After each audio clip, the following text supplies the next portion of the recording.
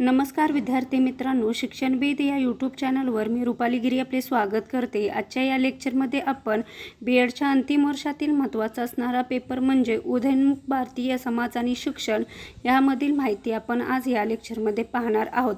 आजच्या या लेक्चरमध्ये मी फक्त प्राथमिक शिक्षणाच्या सार्वत्रिकरणासाठी केंद्र सरकारने केलेले प्रयत्न आणि महाराष्ट्र शासनाने केलेले प्रयत्न इथे मी तुम्हाला सांगणार आहेत किंवा त्यांनी कार्यान्वित केलेल्या मोहीम कोणकोणत्या होत्या त्याविषयी माहिती तुम्हाला आजच्या या लेक्चरमध्ये मी घेणार आहे। तर बघा, पहिला आहे तो मुद्दा म्हणजे प्राथमिक शिक्षणाच्या सार्वत्रिकरणाची उद्दिष्टे तर कोणकोणती होती। तर वयाची 6 वर्ष पूर्ण झालेले प्रत्येक पालक शाळेत दाखल झाले पाहिजे, हे महत्त्वाचं उद्दिष्ट प्राथमिक शिक्षणाच्या सार्वत्रिकरणाचं होतं। त्याचप्रमाणे दुसरं उद्दिष्ट आपल्याला सांगता येईल की शाळेत दाखल झालेले प्रत्येक पालक वयाची 14 वर्ष पूर्ण होईपर्यंत शाळेत शिकले जाईल, हे एक उद्दिष्ट आपल्याला सांगता येईल। त्याचप्रमाणे त्याने त्या इयत्तेच्या अखेरीस अपेक्षित असलेले अध्ययन क्षमतावर प्रभुत्व मिळवलेले असले पाहिजे, हे एक उद्दिष्ट आपल्याला प्राथमिक शिक्षणाच्या सार्वत्रिकरणाचे सांगता येईल। त्यानंतरचा जो मुद्दा आहे तो म्हणजे प्राथमिक शिक्षणाच्या सार्वत्रिकरणासाठी किंवा प्रक्रियेसाठी केलेली कार्यवाही।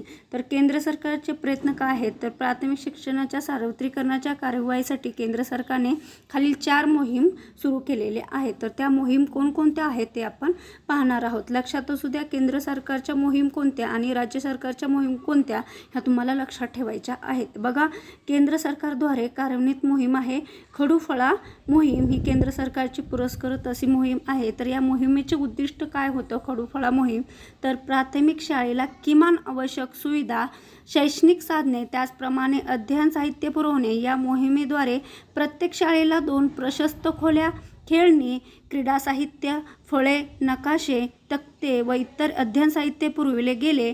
प्रत्येक शाळेत किमान 2 शिक्षक नेमले गेले आणि या 2 शिक्षकापैकी एक स्त्री शिक्षिका नेमण्यात आली। म्हणजे तुम्हाला थोडक्यात लक्षात काय ठेवायचं आहे, तर खडूफळा मोहिमेअंतर्गत शाळेला आवश्यक असणारी जी शैक्षणिक साधने आहेत ती पुरवली जातात। त्याचप्रमाणे त्यांनी असा एक नियम केला की 2 शिक्षकी शाळा असेल तर एक शिक्षक ही स्त्री शिक्षिका असावी, असं त्यांचा एक नियम आहे। म्हणजे खडूफळा मोहिमेअंतर्गत या सोयी तुम्हाला पुरवल्या जातात किंवा हे उद्दिष्ट डोळ्यासमोर ठेवून त्यांनी ही खडूफळा मोहीम राबवलेली आहे। त्यानंतरचा जो मोहीम आहे किंवा त्यानंतरचे कार्यक्रम आहे तो म्हणजे सर्व शिक्षा अभियान। तर 6 ते 14 वर्ष वयोगटातील सर्व बालकांना इयत्ता 1 ते 8वी पर्यंत मोफत सक्तीच्या शिक्षणाची व्यवस्था करणे, हे सर्व शिक्षा अभियानाचे उद्दिष्ट होते।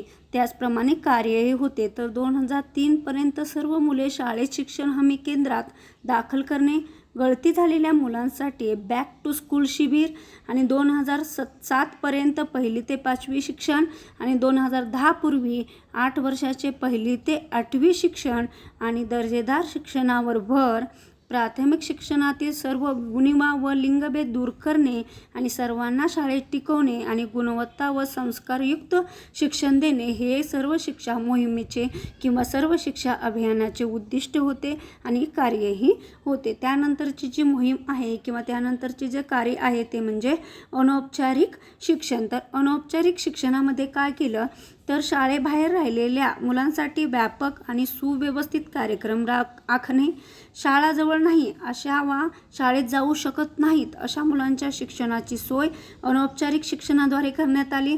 त्याचप्रमाणे आधुनिक शैक्षणिक तंत्राचा वापर करण्यात प्रोत्साहन दिलं आणि स्थानिक सुशिक्षित युवक युवतीची नेमणूक करणे आणि उच्च दर्जाचे शैक्षणिक साहित्य पुरवणे, हे सर्व उद्दिष्टे डोळ्यासमोर ठेवून अनौपचारिक शिक्षण किंवा अनौपचारिक शिक्षण हा कार्यक्रम राबवण्यात आला आणि तो केंद्र सरकारने राबवलेला आहे, एवढं लक्षात असू द्या।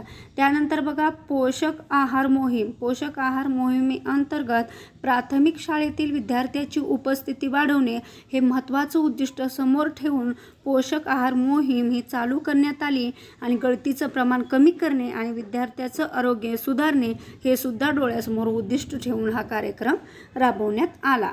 त्यानंतरचा जो पॉईंट आहे, त्यानंतर बघा महाराष्ट्र शासनाचे प्रयत्न। आता आपण केंद्र सरकारने कोणकोणते प्रयत्न केले शिक्षणाच्या सार्वत्रिकरणासाठी ते पाहिलं।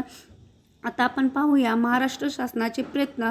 तर प्राथमिक शिक्षणाच्या कार्यवाहीसाठी महाराष्ट्र सरकारने खालील योजना सुरू केल्या. बघा, महाराष्ट्र शासनाची पहिली योजना आहे कुटुंब सर्वेक्षण. तर या योजनेचं उद्दिष्ट काय होतं? कुटुंब सर्वेक्षणातून यांना काय साध्य करायचं होतं? तर ग्रामीण भागातल्या सर्व कुटुंबाचे सर्वेक्षण 0 ते 14 म्हणजे 0 ते 14 वयोगटातील मुलांची नोंदणी करणे आणि त्यांची यादी तयार करणे हे योजनेचं उद्दिष्ट होतं. लक्षात असू द्या. पटनोंदणी सप्ताह महाराष्ट्र शासनाची योजना आहे. यामध्ये त्यांनी काय केलं तर दस्तक मोहीम, सर्वेक्षणात यादी केलेल्या मुलांची पटनोंदणी करणे हे उद्दिष्ट डोळ्यासमोर ठेवलेलं आहे. त्यानंतर त्यांच्या ज्या आहेत योजना त्या म्हणजे वस्ती शाळा. वस्ती शाळा ही सुद्धा खूप महत्त्वाची अशी योजना आहे. तर या योजनेचं उद्दिष्ट काय होतं वस्ती शाळेचा? तर 200 लोकसंख्येच्या ठिकाणी 1.5 किलोमीटर परिसरात शाळा आणि दुर्गम डोंगराळ भागात 100 लोकसंख्येच्या ठिकाणी 1 किलोमीटरच्या आतच्या परिसरात प्राथमिक शिक्षणाची सोय करून देणं हे वस्ती शाळा या मोहिमेचं किंवा या कार्यक्रमाचं उद्दिष्ट होतं. जर गावाची किंवा त्या वस्तीची लोकसंख्या 200 असेल आणि 200 असेल तर 1.5 किलोमीटरच्या आत शाळा स्थापन करणे आणि जर डोंगराळ भाग असेल आणि लोकसंख्या 100 असेल तर 1 किलोमीटरच्या आत प्राथमिक शिक्षणाची सोय करणं हे उद्दिष्ट वस्ती शाळा या कार्यक्रमाचं होतं. आणि 2001 पासून वस्ती शाळा सुरू करण्यासाठी ग्रामपंचायतला अधिकार देण्यात आलेले आहेत. हे पण लक्षात असू द्या. वस्ती शाळा शिक्षकाच्या नियुक्त्या करणे हे सुद्धा यांचे एक उद्दिष्ट होतं. त्यानंतरचा जो कार्यक्रम आहे तो म्हणजे सेतुशाळा. तर सेतुशाळामध्ये काय, जी मुले मध्ये शाळा सोडून देतात किंवा जी मुले शाळेत आलेलीच नाहीत त्यांना शिक्षण देण्याचं काम हा निवासी 45 दिवसाचा अभ्यासक्रम उन्हाळ्यात घेतला जातो. त्यालाच आपण सेतुशाळा असं म्हणून ओळखलं जातं. त्यानंतरचा जो आहे तो कार्यक्रम म्हणजे महात्मा फुले शिक्षण हमी योजना.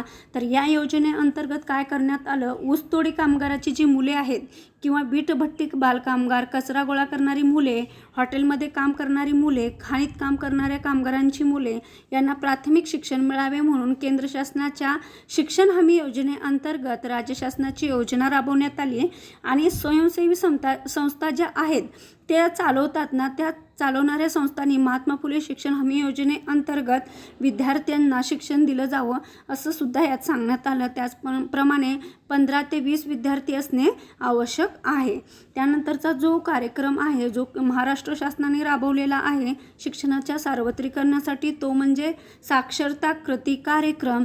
तर या कार्यक्रमांतर्गत राष्ट्रीय साक्षरता मोहीम अंतर्गत स्थापना करण्यात आली आणि पालकांना शिक्षण, निरक्षरता दूर करणे, शिक्षणामुळे स्तर उंचावणे, मुलींचे शिक्षण, उपलब्ध लोकसंख्येचा, मनुष्यबळाचा राष्ट्रविकासासाठी योग्य वापर करणे हे उद्दिष्ट डोळ्यासमोर ठेवून साक्षरता कृती कार्यक्रम राबवण्यात आला. आता आपण पाहिलं की महाराष्ट्र आणि केंद्र शासनाने वेगवेगळे कार्यक्रम राबवून शिक्षणाचे सार्वत्रिकरण करण्यासाठी प्रयत्न केलेले आहेत. पण आणखी शिक्षणाच्या सार्वत्रिकरणाचे उद्दिष्ट गाठण्यासाठी शासनाने आणखी उपाययोजना केलेल्या आहेत. तर त्या कुठल्या उपाययोजना केल्या जात आहेत तर त्यातील आहे पहिली, पूर्व प्राथमिक शाळांची संख्या वाढवणे ही एक उपाययोजना सुरू केलेली आहे. त्याचप्रमाणे 100% पटनोंदणी करणे. त्यानंतर आहे प्रवेश पद्धतीमध्ये 80% प्रवेश स्थानिक व 20% व्यवस्थापनाकडे सोपवणे ही एक नवीन योजना सुरू करण्यात आलेली आहे. त्याचप्रमाणे नवीन शाळा उघडण्यास परवानगी देणे.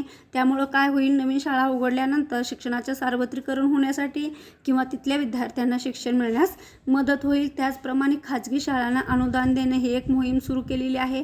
त्याचप्रमाणे मुलींनी शाळेत यावे यासाठी उपस्थिती भत्ता 75% उपस्थित असलेल्या विद्यार्थ्यांना आणि अनुसूचित जमातीतील विद्यार्थ्यांना दिला जातो. त्याचप्रमाणे मागील इयत्तेमध्ये जे उत्तीर्ण होणे किंवा समाधानकारक प्रगती असलेल्या मुलींना ज्योतिराव फुले यांच्या प्रेरणेतून सावित्रीबाई फुले दत्तक पालक योजनेमध्ये त्यांना काय दिली जाते तर शिष्यवृत्तीसुद्धा दिली जाते. त्यानंतर आहे शालेय पोषण आहार. या योजनेतून सुद्धा शिक्षणाच्या सार्वत्रिकरणास मदत होईल. त्यानंतर शाळेत येणे सुकर व्हावे म्हणून अहिल्याबाई होळकर मोफत प्रवास पास योजना सुरू करण्यात आलेली आहे मुलींसाठी आणि मुलांसाठीही. त्याचप्रमाणे साखर शाळा, वसतिगृह शाळा, आश्रमशाळा, सैनिकी शाळा या विविध प्रकारच्या शाळेची स्थापना केलेली आहे शिक्षणाच्या सार्वत्रिकरणासाठी. त्याचप्रमाणे मागासवर्गीय मुलींना गणवेश आणि विद्यावेतन दिले जात आहे आणि पुस्तक पेढी योजना राबवली जात आहे. अशा प्रकारच्या विविध योजना आपण शिक्षणाच्या सार्वत्रिकरणासाठी शासन राबवत आहे आणि ह्या सर्व योजना तुम्हाला व्यवस्थित लक्षात ठेवायच्या आहे, कारण MCQ क्वेश्चन विचारताना तुम्हाला यातलेच विचारले जातात. तुमचा कन्सेप्ट क्लिअर असेल किंवा त्याविषयी माहिती असेल तर तुम्हाला तो प्रश्न व्यवस्थित सोडवता येईल. प्रश्न घेतल्याने काय होतं की मी मोजके प्रश्न घेणार, त्यामुळं पूर्ण माहिती तुमच्यापर्यंत पोहोचत नाही. एक एक असा मुद्दा घेऊन तुम्हाला शिकवलं तर ते तुमच्या व्यवस्थित लक्षात राहील आणि जरी कसाही प्रश्न विचारला तरी तो पण तुम्हाला सोडवता येईल. तर आता आपण इथंच थांबूया. राहिलेला भाग आपण पुढच्या लेक्चरमध्ये बघूया. धन्यवाद.